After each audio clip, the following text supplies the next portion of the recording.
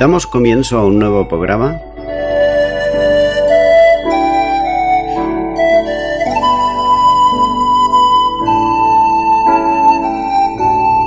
Servidores de Dios.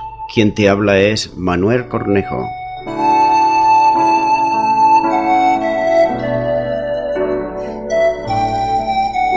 Este es un programa que está respaldado por la Iglesia Evangélica Misión Evangélica de Cataluña.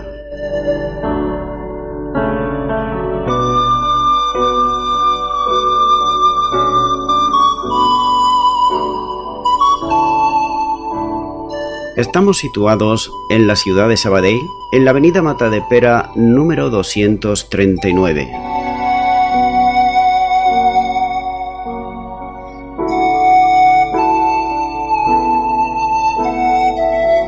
Antes de dar introducción a la palabra de Dios, estaremos poniendo una alabanza.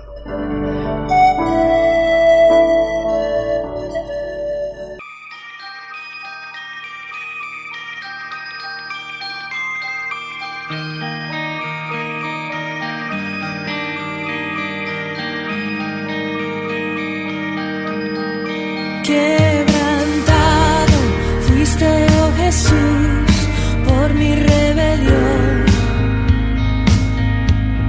Resucitaste y hoy puedo vivir y de nuevo nacer. Cuánto amaste al mundo, Dios. Cuánto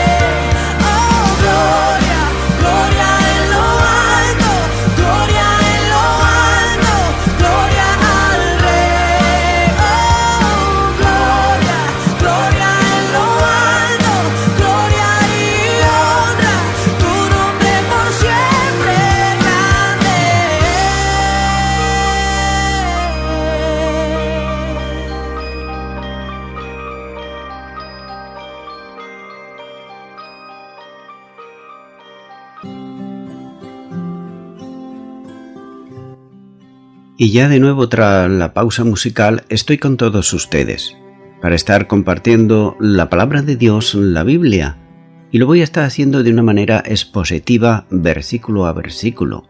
En esta ocasión continúo con el libro de los Hechos, capítulo 13 y versículo 44, donde nos dice la palabra de Dios. El siguiente día de reposo se juntó casi toda la ciudad para oír la palabra de Dios.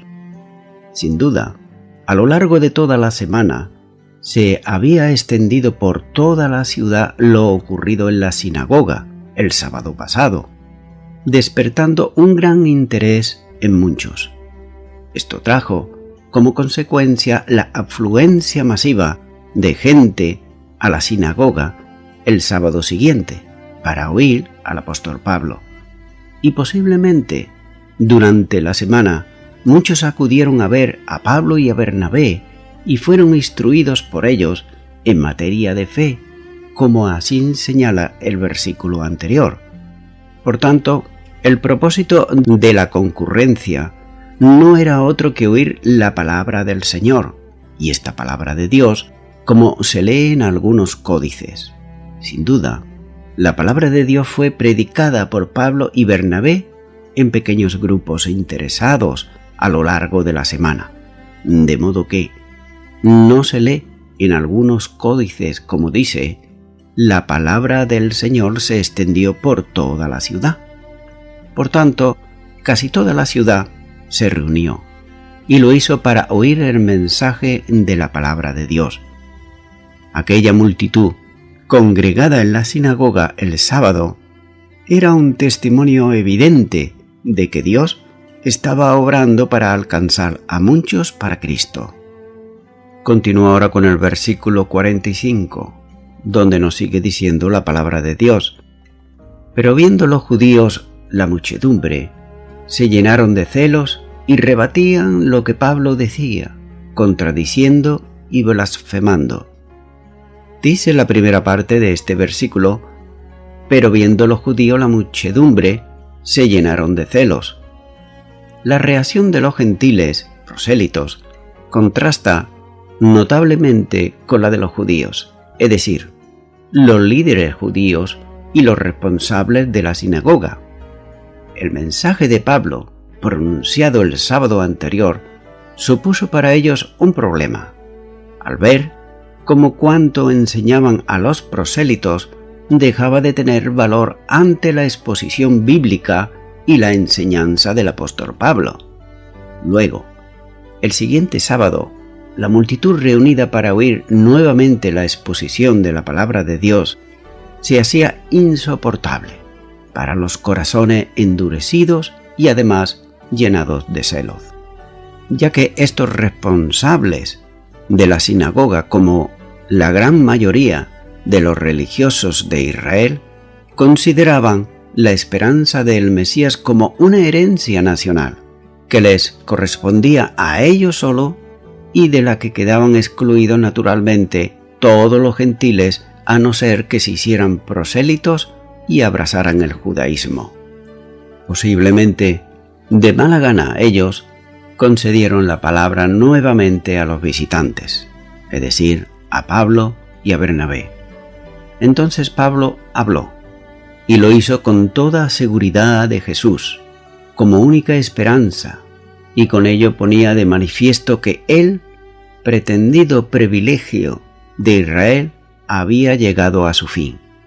Anunciaba que la salvación no se alcanzaba por pertenecer a un determinado pueblo, sino por la fe en Jesús. Además, el Señor había venido para derribar la pared intermedia de separación entre los pueblos, para hacer un solo y nuevo hombre en Cristo Jesús, como nos dice en Efesios 2:15. Es por esta causa que los líderes religiosos ven como ese muro de separación, construido precisamente a lo largo de los siglos por ellos mismos, se estaba desmoronando con la palabra de Pablo. Y la envidia y la soberbia les impedía aceptar el camino de salvación por la fe en Cristo Jesús. Dice la segunda parte de este versículo, y rebatían lo que Pablo decía, contradiciendo y blasfemando. La reacción pública de aquellos era la forma de quienes, sin tener razón, procuran imponer la suya, y además quizás, como se dice, hasta poner cara de llevar la razón. La forma de hacerlo se describe por Lucas con dos palabras: contradecir lo que Pablo decía y además blasfemar.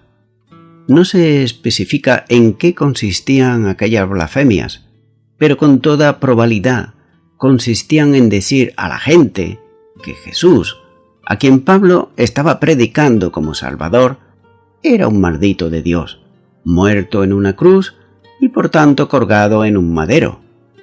Tampoco, por otro lado, se detalla el discurso de Pablo en esta ocasión, pero con toda seguridad consistió en la justificación por la fe en Jesús, quien traía la salvación, el perdón de pecados y la vida eterna a los que creyesen en Él, dejando a un lado la pretendida justificación por las obras de la ley. Ese mensaje suponía un claro desafío al pensamiento tradicional judío de aquella época.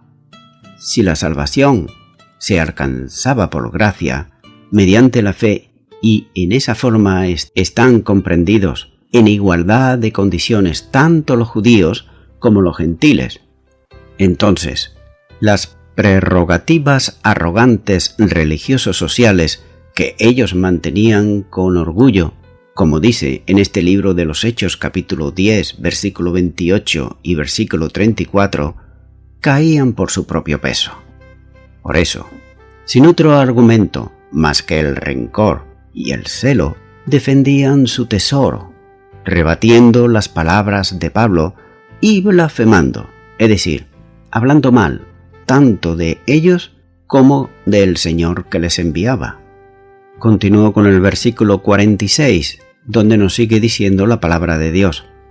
Entonces Pablo y Bernabé, hablando con denuedo, dijeron: a vosotros a la verdad era necesario que se os hablase primero la palabra de Dios, mas puesto que la desechéis y no os juzgáis digno de la vida eterna, he aquí, nos volvemos a los gentiles. Dice la primera parte de este versículo que entonces Pablo y Bernabé hablando. Ante esta situación, Pablo responde al menosprecio que estaba recibiendo de parte de los responsables de la sinagoga, y lo hace Pablo con firmeza, con palabra directa y además hablando con denuedo. Lo hace en nombre de los dos, de manera que en el texto se pone de manifiesto que hablaron tanto Pablo como Bernabé. Dice la segunda parte de este versículo: hablando con denuedo dijeron: a vosotros a la verdad era necesario que se os hablase primero la palabra de Dios. Ellos fueron a los judíos y predicaron en la sinagoga el mensaje, porque era necesario que primeramente se anunciara al pueblo de Israel. Además, era correcto que aquellos que habían estado esperando por siglos la venida del Mesías, a quienes se le había anunciado la promesa de bendición en él, tuvieran la oportunidad de ser ellos los primeros en oír el mensaje de las buenas nuevas que anunciaba el cumplimiento de la promesa de Dios. Precisamente, debido a la disposición de salvación que Dios había manifestado hacia el pueblo de la antigua dispensación, al que no había desechado, tal y como nos dice en Romanos 11:1. Por otro lado, vemos que en el día de hoy hay sectas que dicen que ellos son los elegidos del pueblo de Dios y que Dios ha desechado a su pueblo Israel. Pero aquí notamos en Romanos capítulo 11 y versículo 1 que Dios no ha desechado a su pueblo. Por tanto, era necesario llevar el mensaje del Evangelio primeramente a ellos, porque ellos, como acabo de decir, tenían las promesas proféticas en el Antiguo Testamento. Así que Cristo había mandado a los discípulos que llevasen el Evangelio primero a los judíos, tal y como nos dice Mateo capítulo 10 y versículo 6. La evangelización debía orientarse primeramente a los judíos, a quienes se le había anunciado proféticamente la venida del Mesías, tal como nos dice este mismo libro de Hechos de los Apóstoles, capítulo 3 y versículo 26. El Señor no desechaba a los gentiles, ni a los samaritanos, pero el plan de Dios para la evangelización del mundo comenzaba por Israel, y de allí se extendió al resto de los pueblos, tal y como nos dice Hechos capítulo 1 y versículo 8. Sigue diciendo la tercera parte de este versículo: mas puesto que la desechéis y no os juzgáis digno de la vida eterna, he aquí, nos volvemos a los gentiles. La situación de los que se oponían a Pablo y al mensaje del Evangelio era totalmente de rebeldía contra Dios y de rechazo voluntario de su palabra. Rechazar el mensaje es rechazar también a la persona que se proclama en el mensaje, ya que el apóstol Juan, en la introducción del Evangelio, dijo que el Señor había venido a los suyos y que los suyos le habían rechazado. El Evangelio de Juan así lo muestra en el capítulo 1 y versículo 11. Es por eso que aquellos judíos religiosos no se consideraban ellos dignos de la vida eterna, puesto que estaban rechazando al único medio para alcanzarla por medio de la fe en Cristo.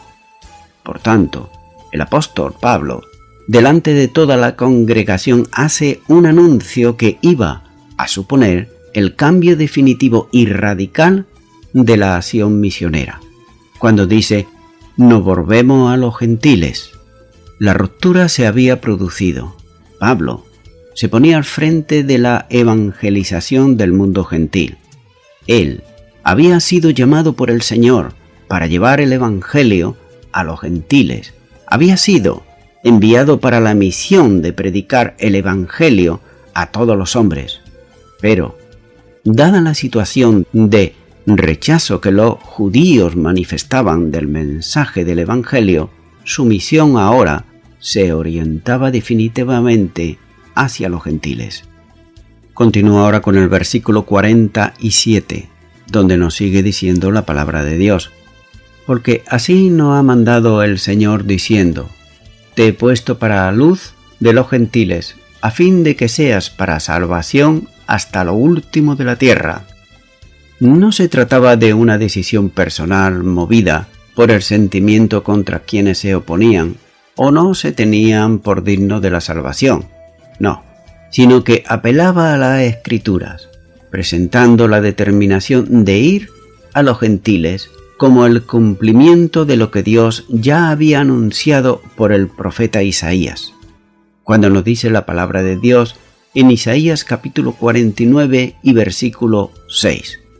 Dice, poco es para mí que tú seas mi siervo, para levantar las tribus de Jacob y para que restaures el remanente de Israel. También te di por luz de las naciones, para que seas mi salvación hasta lo postrero de la tierra.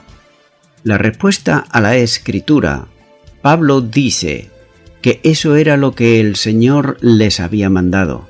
No cabe duda que las palabras de la profecía tenían que ver directamente con el siervo de Dios, es decir, con el Mesías. Pero el apóstol las amplía a él y a Bernabé, porque eran comisionados por Dios para llevar el Evangelio a todos los hombres. En Gálatas, capítulo 2 y versículo 9 dice, y reconociendo la gracia que me había sido dada, Jacobo, Cefas y Juan, que eran considerados como columna, nos dieron a mí y a Bernabé la diestra enseñar de compañerismo, para que nosotros fuésemos a los gentiles y ellos a la circuncisión. De manera que, especialmente, él, Pablo, era el apóstol de los gentiles.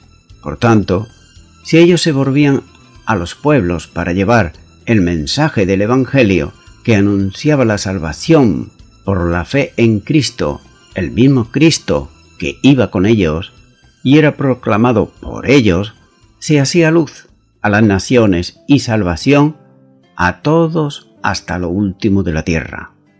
Como luz y como salvación había sido recibido el Señor por Simeón en el templo, como nos muestra en Lucas capítulo 2 y versículo 32, donde nos dice: luz para salvación a los gentiles y gloria de tu pueblo Israel. Quiere decir que el Mesías fue anunciado como salvación, no solo a los judíos, sino a todos los hombres en la tierra. Así que nadie podía negar la verdad bíblica y nadie podía negar que los profetas anunciaban la salvación también a los gentiles, sin ningún condicionamiento religioso, salvo la fe en el Mesías y en su obra. Continúo ahora con el versículo 48, donde nos sigue diciendo la palabra de Dios.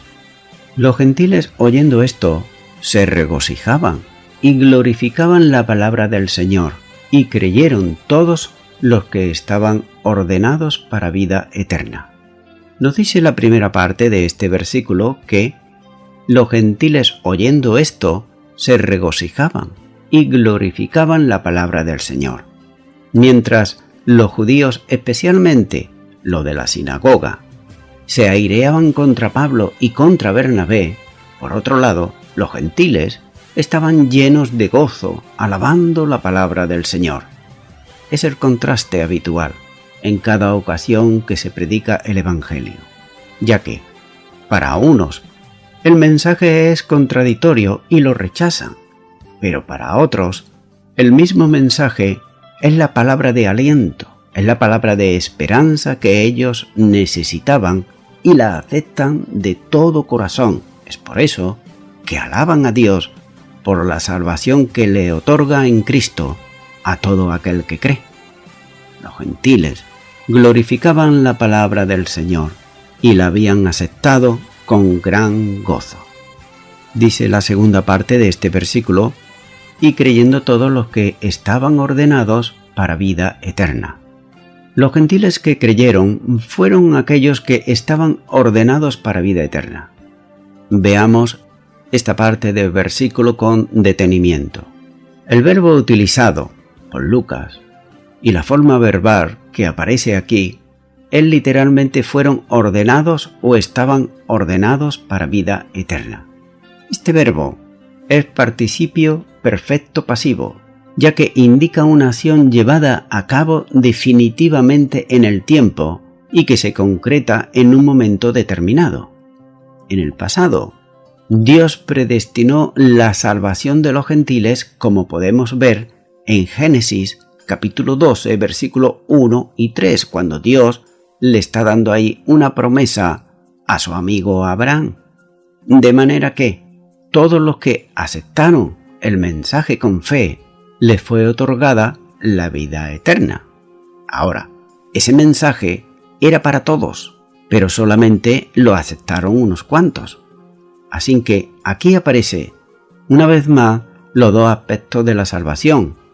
Por un lado, la acción electiva de Dios y por el otro, la respuesta de fe del hombre en el mensaje del Evangelio. Es necesario también apreciar en el versículo que Lucas dice que creyeron todos los que habían sido ordenados para vida eterna. No está refiriéndose a ordenar a los gentiles para la fe, sino para la vida eterna.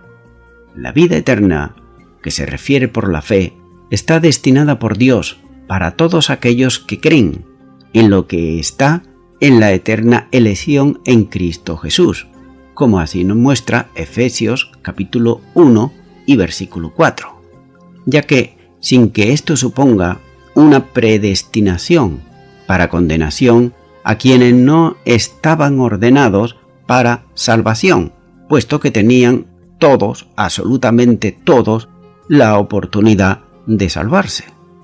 Es preciso también destacar que la Biblia enseña que la redención no es limitada, sino ilimitada, es decir, Dios hace salvables a todos los hombres en la obra de Cristo, es decir, al que cree en Él. Si bien para creer es necesario la asistencia capacitadora del Espíritu Santo de Dios, como nos muestra la primera carta de Pedro, capítulo 1 y versículo 2. Continúa ahora con el versículo 49, donde nos sigue diciendo la palabra de Dios. Y la palabra del Señor se difundía por toda aquella provincia. El Evangelio, que es la palabra del Señor, el mensaje de salvación en Jesucristo, vemos que se extendía por toda la región. Así que los judíos no permitían predicar en la sinagoga, pero la palabra de Dios no estaba presa. Cada convertido era un testigo de Jesús en el mundo que le rodeaba. Nótese que dije un testigo de Jesús y no he dicho un testigo de Jehová, puesto que en el Nuevo Testamento no hay testigos de Jehová, sino que hay testigos de Jesús. Sin duda, muchos habían creído y otros creían cada día. Iglesia, en la provincia de Galacia se había formado ya e iba en aumento en número y se estaba extendiendo a otros lugares. Con toda seguridad, el Evangelio se extendió pronto al campo. Los que venían a la ciudad para comerciar se encontraban con cristianos que le testificaban de la fe y algunos de ellos aceptaban a Cristo como Señor y Salvador. Sin duda alguna que estos pedirían a Pablo y a Bernabé que visitaran sus pequeñas poblaciones en el entorno de Antioquía, donde poco a poco se fueron formando pequeñas comunidades cristianas que alcanzaban también a otros. Continúa ahora con el versículo 50, donde nos dice la palabra de Dios. Pero los judíos instigaron a mujeres piadosas y distinguidas, y a los principales de la ciudad, y levantaron persecución contra Pablo y Bernabé, y los expulsaron de sus límites. El progreso del Evangelio llenó de celo y resentimiento a los judíos, no cabe duda, y ellos ponen aquí en marcha una estrategia, ya que ellos veían peligrar su prestigio y la captación de nuevos prosélitos, de modo que tenían que actuar contra Pablo y contra Bernabé, para hacerlos salir del territorio de su influencia. La actuación comienza por captar para su causa a las mujeres de alta sociedad que asistían a la sinagoga local. Sin duda que los judíos, con sus negocios y recursos financieros, mantenían una notable relación contra la clase influyente en la sociedad, para sus propios intereses comerciales. Pero, en esta ocasión, la influencia no la utilizarían para incrementar su comercio, sino para incitar a las mujeres a la conveniencia de perseguir a los cristianos, seguros de que ellas serían capaces de influenciar de la misma manera en los hombres principales de la ciudad. No era difícil entonces encontrar mujeres judías casadas con gentiles, algunos de los cuales eran funcionarios o autoridades tanto de griegos como de romanos. De esta manera podían manejar a los oficiales de la justicia valiéndose de sus mujeres, es decir, de sus esposas, como ocurría en otros lugares, y circunstancias pudieran usar el socorrido recurso de acusar a los cristianos de predicar un culto no legalizado en el imperio y de proclamar a Cristo como Rey, lo que constituye verdaderamente en aquellos tiempos un delito de sedición contra el emperador.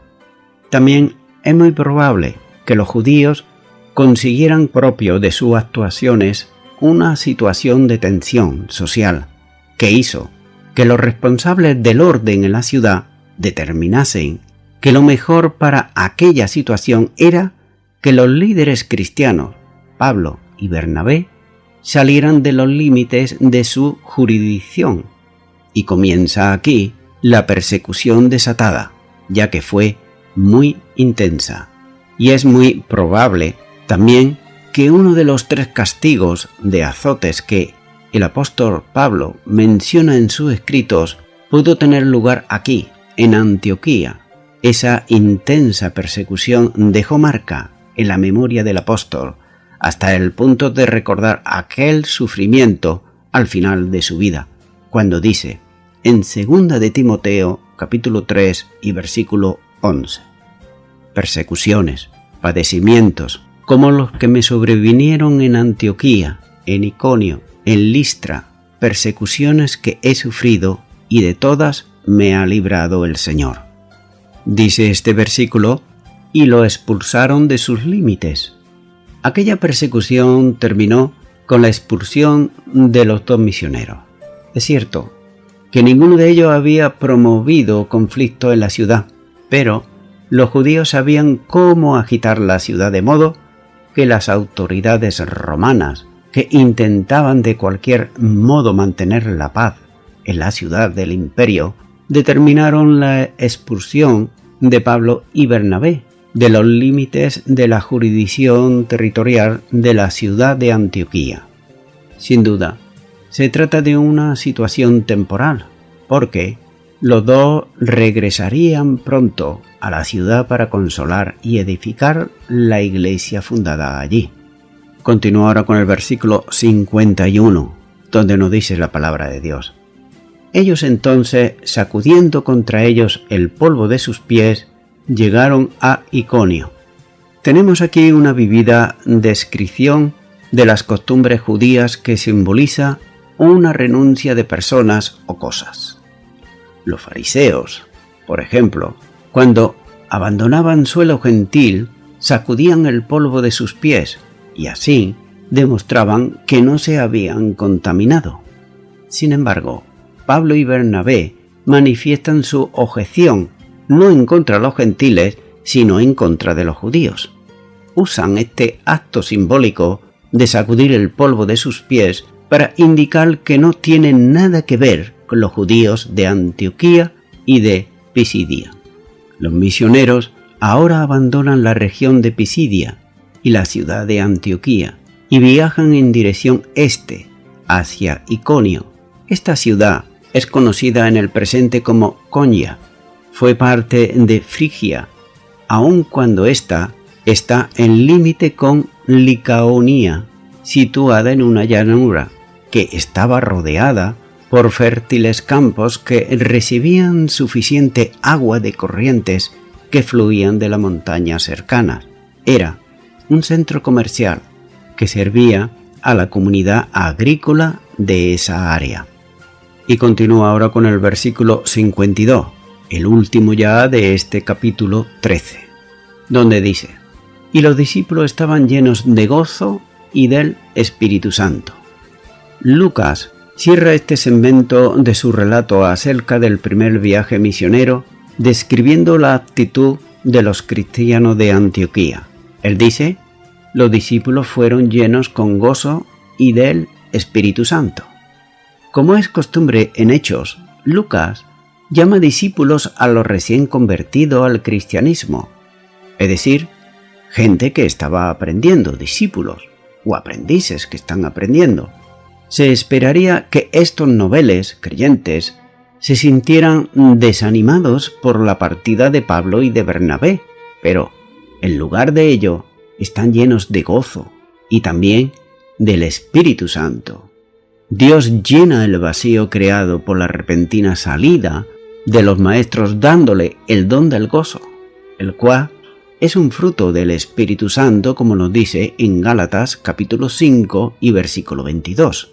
Así que la presencia del Espíritu Santo en los corazones de los creyentes constituye en sí misma un gozo indescriptible. Y voy concluyendo con esto. La llamada a la obra misionera no es de la Iglesia, ni tampoco de ninguna organización humana, sino que es de Dios y del Espíritu Santo. Él es el que llama, y el que envía no es la Iglesia, sino que es Dios directamente. Él, Dios, no va a llamar a su obra a quienes no están involucrados en ella, y ha dado muestras de su interés en servirle al Señor. La Iglesia local debe estar dispuesta a reconocer y aceptar la voluntad de Dios en el llamado a los suyos, y no debe tratar nunca de retener en su medio a un creyente destacado. Nótese que dije un creyente destacado. Si el Señor indica que debes servirle y hacerlo en otro campo. Es por eso que la Iglesia local debe de estar dispuesta a dejar salir a los hombres más dotados para servir al Señor fuera de su entorno. Hay que considerar que los creyentes dotados de dones son dados a toda la Iglesia, no solamente a un lugar, a una iglesia local, sino a toda la Iglesia. Y recuérdese que dije hombres que Dios ha dotado con dones. Por tanto, han de ministrar al Señor en muchas ocasiones y hacerlo fuera de su propia iglesia local. También, las personas que sirven a Dios como maestros han de procurar formar a otros en la congregación. Nótese aquí, unos han de salir, si así el Señor se los muestra personalmente, pero otros han de quedarse en la iglesia local. ¿Para qué? Para formar a los recién convertidos y formarlos en la palabra de Dios para que obtengan así el crecimiento espiritual. Amigo y amiga oyente, estos cristianos y estas cristianas que estamos hablando aquí, que oyeron la palabra de Dios, se llamaban así porque creyeron al Evangelio y aceptaron a Jesús en sus corazones. Y ellos estuvieron dispuestos y listos a hacer frente a los restos y cambios que Dios traía a sus vidas. Esto significa que ellos deberían de dejar para siempre la mentira que quizás practicaban, el hurto, los vicios y multitud de cosas que son pecaminosas, es decir, no continuar con ellas. Amigo y amiga oyente, de nada sirve que tú te puedas llamar cristiano o cristiana si continúas viviendo como un pagano, es decir, usando la mentira, el hurto, los vicios, etc. Hoy, ahora, Dios puede cambiar tu vida y puede hacerlo dándote salvación y vida eterna. Si tú quieres, solamente tú puedes abrirle la puerta de tu corazón. Esa puerta se abre de dentro para afuera y Él desea entrar para así cambiar tu vida y darte salvación y vida eterna. Por eso, yo te animo en esta hora, en este momento, que tú ores conmigo una oración para poder aceptar a Cristo en tu corazón como Señor y Salvador. Ora conmigo ahí a donde estás y di: Señor Jesús, me he creído siempre una persona religiosa, una persona cristiana, pero en realidad, aunque sabía de tu palabra, no hacía tu palabra. He vivido a mi manera, he vivido como un pagano, una pagana, he practicado el pecado, pero en este momento me arrepiento y no quiero volver a hacerlo. Por eso, te abro mi corazón y te recibo en este instante como mi Señor y como mi Salvador. Y te doy gracias. En tu nombre, amén.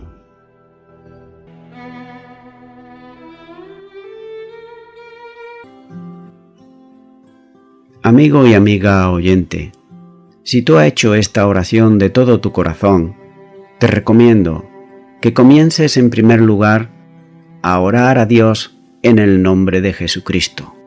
Orar a Dios no es rezar, sino que es hablar con una persona. También te recomiendo que leas la palabra de Dios. Comienza por los evangelios si no lo has hecho nunca. Y también te recomiendo que para que puedas crecer espiritualmente, te congregues en una iglesia cristiana evangélica donde se predique, se enseñe y se practique la sana doctrina y la palabra de Dios. Congrégate ahí y con el tiempo crecerás espiritualmente y podrás servir al Señor Jesucristo. Que Dios te bendiga. Y a toda la audiencia, nuevamente, ya me estoy despidiendo de todos ustedes y será hasta el próximo programa. Que Dios os bendiga a todos.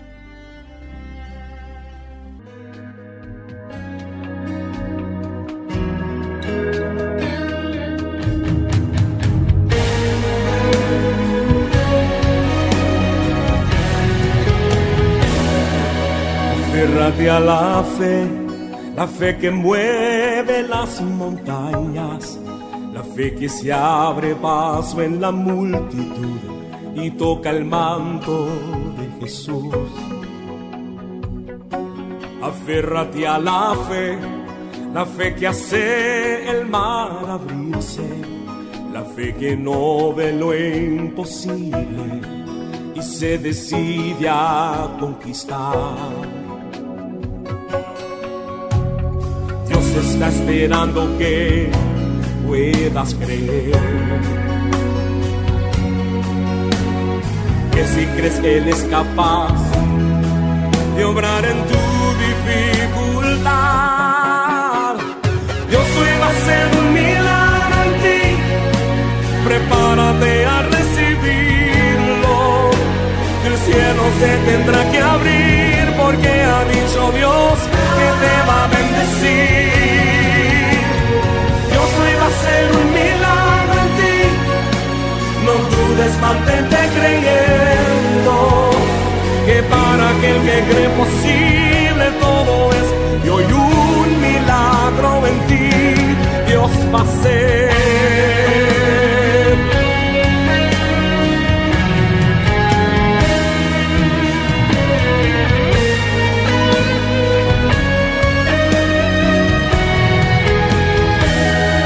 No dudes, solo cree, aunque contrario sople el viento, aunque tú pases por el fuego, Dios obrará a tu favor.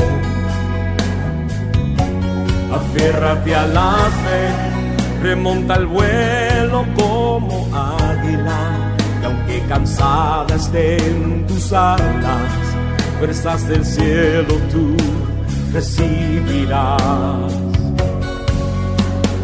Dios está esperando que puedas creer, que si crees que Él es capaz de obrar en tu dificultad, Dios hoy va a hacer un milagro en ti. Prepárate a recibirlo, que el cielo se tendrá que abrir, porque ha dicho Dios que te va a bendecir. Dios hoy va a hacer un milagro en ti. No dudes, mantente creyendo, que para aquel que cree posible todo es. Y hoy un milagro en ti Dios va a hacer.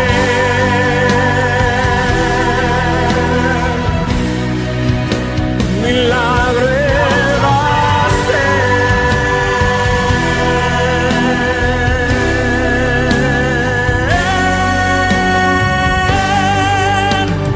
Dios hoy va a hacer un milagro en ti.